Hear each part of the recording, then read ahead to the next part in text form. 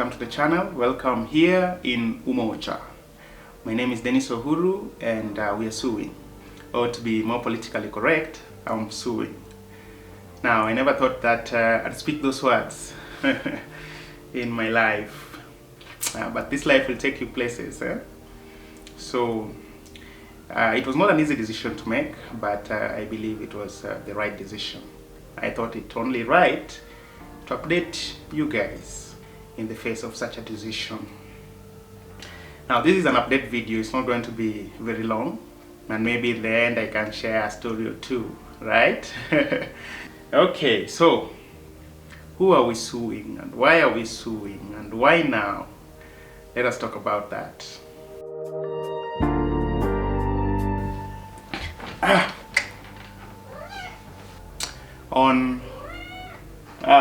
Keep quiet. On 11th of October 2024, I made a video on this channel titled Who Moved My Cheese? In that video, I spoke about my relationship with my former client, the Mara Nomads, and I spoke about how I felt I'd been mistreated in the course of duty, right? And I published that video. 3 days later, on 14th October 2024, the Mara Nomads filed a defamation suit against me at Milimani Law Courts, the Chief Magistrate's Court. It was their position that had defamed them in that video, and so they went to court. I don't think I defamed them, but it's not up to me to decide, right? So they went to court. A few weeks later, on 29th October 2024, they would file another suit in the Small Claims Court on a separate but related issue. Those of you that have been watching this channel know what I'm talking about. I've spoken at length about those matters before. So that is the background of these legal matters. So I'm sure that you've been able to gather that we are suing, or I'm suing the Mara Nomads. But I'm not suing them because of those lawsuits that they instituted against me. No, I'm suing them because of a separate issue, a different issue. So, why am I suing the Mara Nomads? Before the Mara Nomads moved to court to file that alleged defamation lawsuit against me, a director of the Mara Nomads had reached out to me and said he'd watched my Who Moved My Cheese video. He said he'd seen it and that I should communicate terms to him or anyone else at the Mara Nomads for resolution of the matter, because he acknowledged that what had happened in that video was not right. And as the wronged party, I should communicate terms to them. And so I did. I communicated terms to the Mara Nomads. I repeat, I communicated terms to the Mara Nomads. It was the prerogative of the Mara Nomads to counter those terms or to reject those terms outright. I gave them that option in the terms. I said if the terms were considered too steep, we could go our separate ways, with no conditions whatsoever. With no conditions whatsoever. I communicated those terms on 14th October 2024. On the same 14th of October 2024, the Mara Nomads filed the defamation lawsuits against me at the Milimani Law Courts. This was the same day I sent them terms. I would not know about this suit until on the 16th. I received the notification that I'd been sued on 16th of October at 5:30 in the morning. And I have that message somewhere here. Please take notice that the case that has been listed for hearing on that date. So when I got this message on 16th that I'd been sued, of course, when someone sues you, it means they've rejected your terms, right? So that's what I thought. The Mara Nomads have rejected my terms for resolution. They've instead chosen to go to court, which was okay. It is their right to go to court. On the same 16th, when I received the message that I'd been sued by the Mara Nomads, at 12:58 p.m., the Mara Nomads made a press release on their X official account. And that press release is the reason I'm suing the Mara Nomads. Mara Nomads is currently the target of a serious blackmail and extortion attempt by a former service provider who has made false claims and is demanding that we purchase a VW Golf TSI petrol of model year not earlier than 2011 and of mileage not more than 150,000 kilometers for him in exchange for retracting his accusations. We want to be clear. These allegations are baseless and his demands are unjustified and illegal.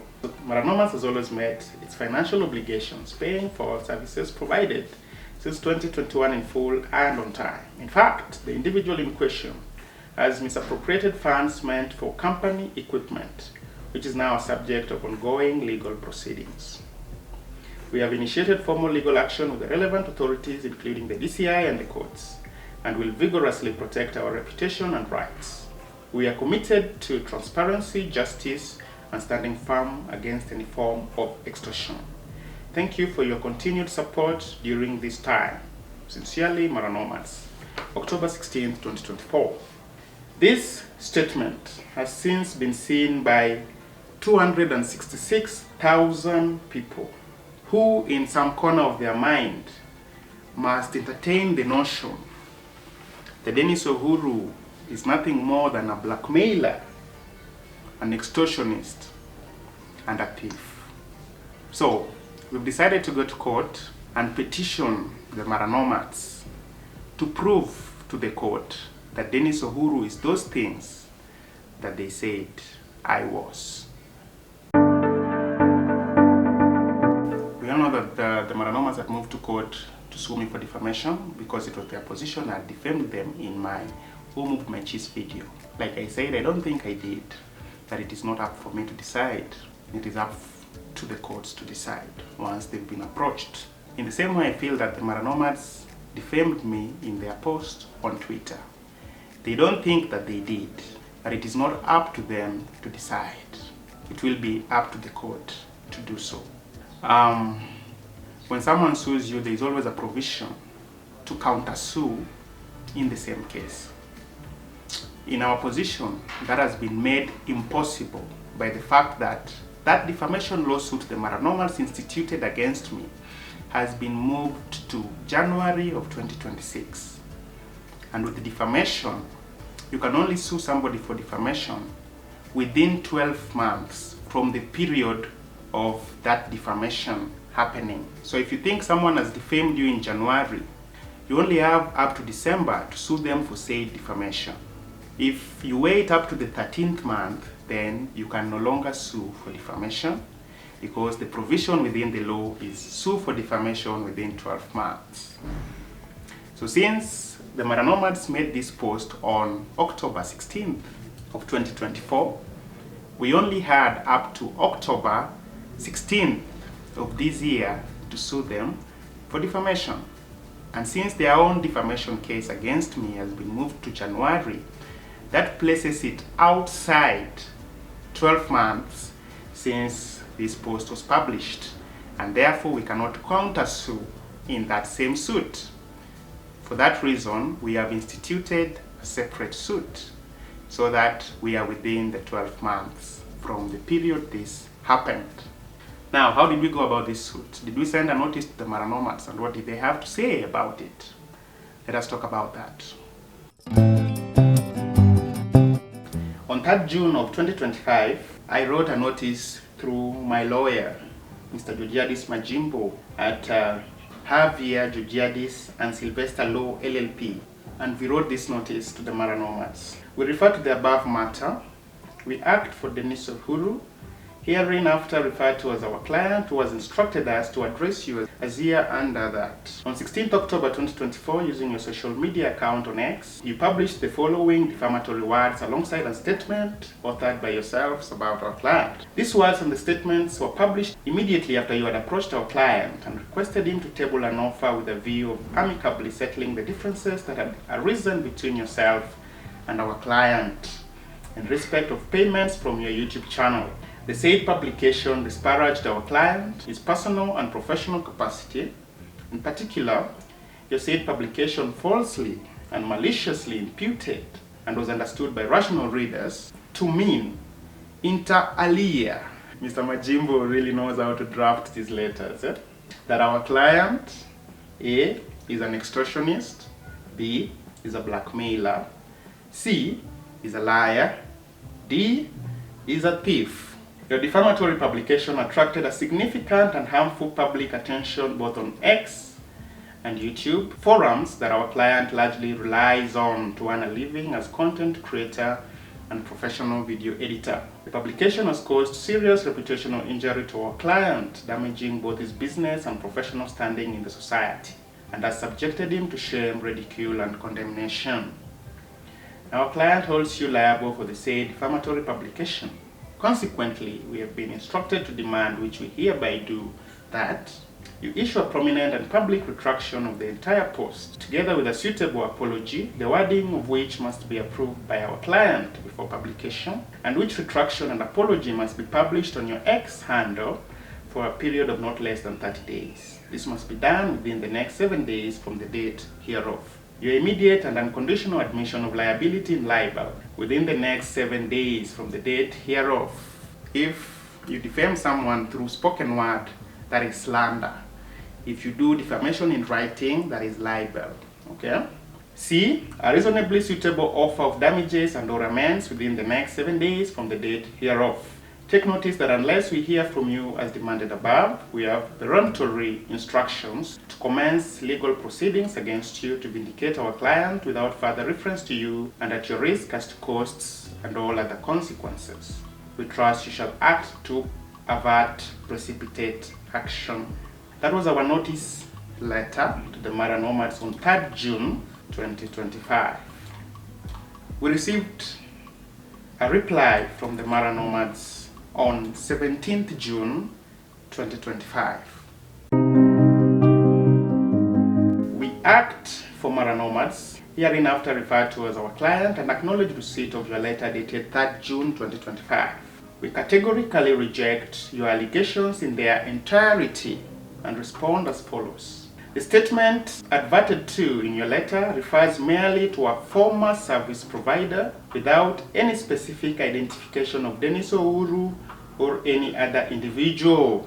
This vague reference renders your entire claim legally deficient and unsustainable. That is for the court to determine.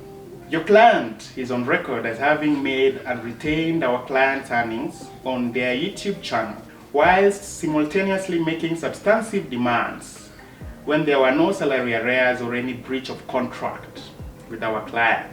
Interesting. Any suggestion to the contrary is baseless and misconceived. It is in fact your client who published defamatory materials about our client in bad faith, ill will, spite, and malice, with clear intent to damage our client's reputation. This malicious intent is evident from the calculated nature of his statements designed to incite public backlash and tarnish our client's credibility.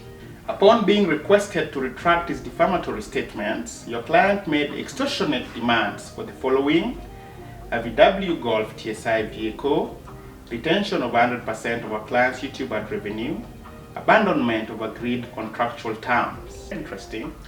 Number one, they said they did not refer to Dennis Uhuru. But in number 4, they are saying they of course refer to Dennis Uhuru. These demands were so disconnected from the terms of a standard counter offer, having no basis in contract or equity, and were tantamount to the criminal offenses of blackmail and extortion against our client. Again, it is for the court to determine offenses of blackmail and extortion. Number 5, given your client's conduct, our client filed a complaint at Ruaraka Police Station under OB number 65 on 14th October 2024, see copy attached.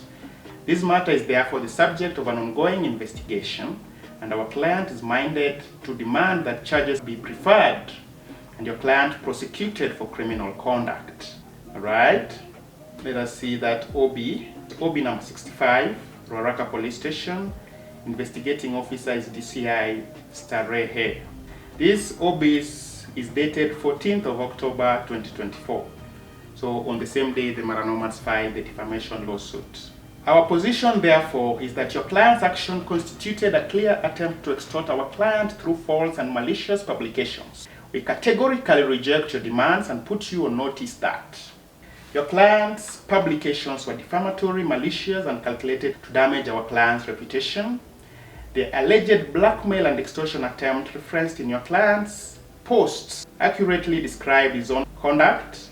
C. Our client reserves all right to pursue civil and criminal remedies against your client. In light of this egregious behavior, we hereby demand that your client immediately ceases and desists from making any further defamatory publications or allegations, issue a public retraction and apology for his false and malicious statements. Take notice that unless we receive confirmation of compliance within 7 days, we have instructions to pursue the prosecution of your client for his extortionate demands, as well as to seek damages for harm caused to our client's reputation and business without further reference to you.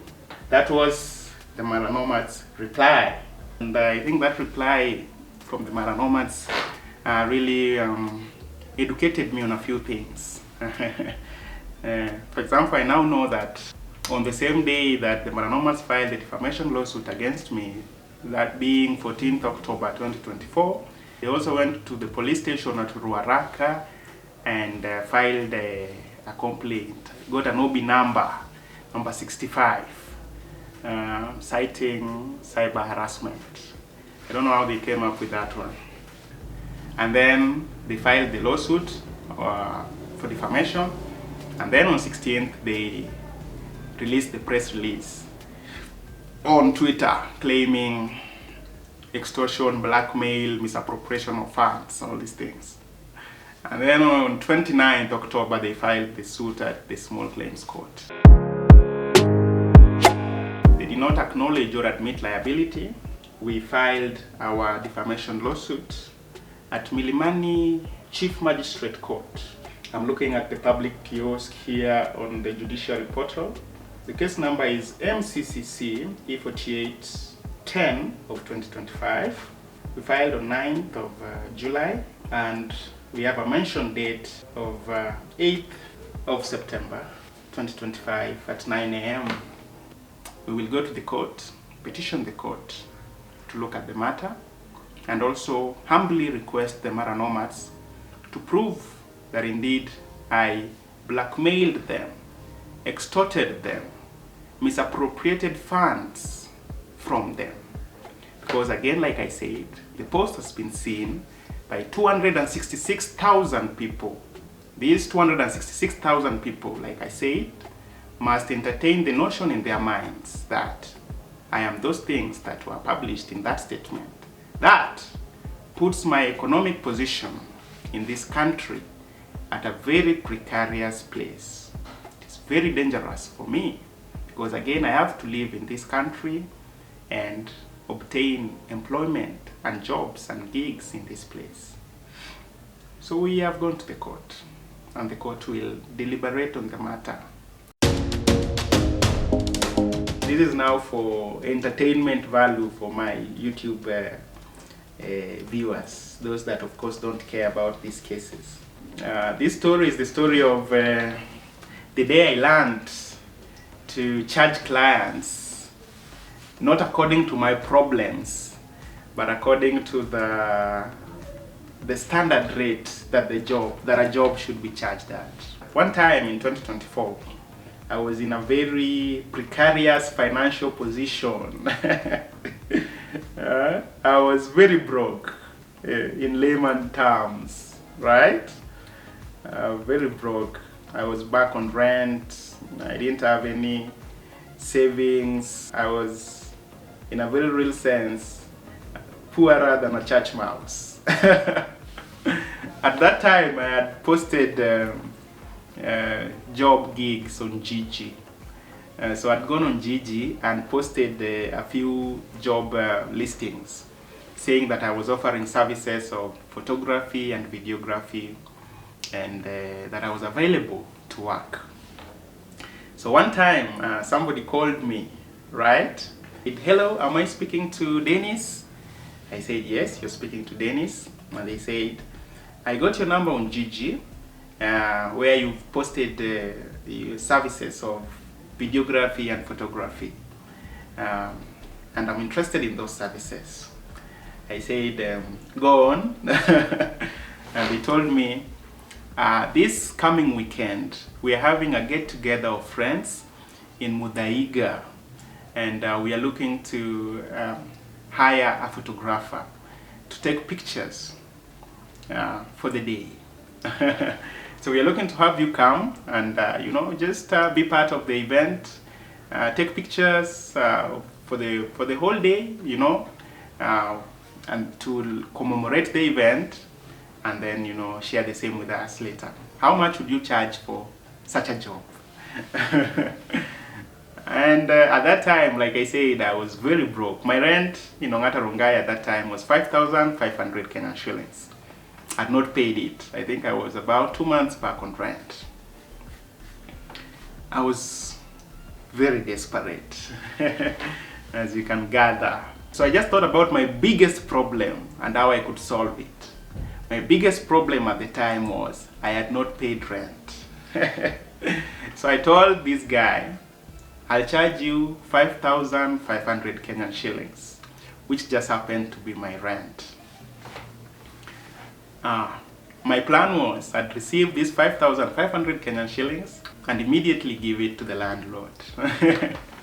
And at least the landlord would give me more time to come up with the other month's rent that I had not paid, because I was facing a lot of pressure from the landlord at that time. So I said, I'll charge you 5,500 Kenyan shillings. When I said that, the client asked me, how much is that in US dollars? Oh my goodness. I said, it's about 50 US dollars. And the client kept quiet for a bit. I actually thought he'd hang up. But just when I was about to hang up myself, he came back on the call and said, is that enough?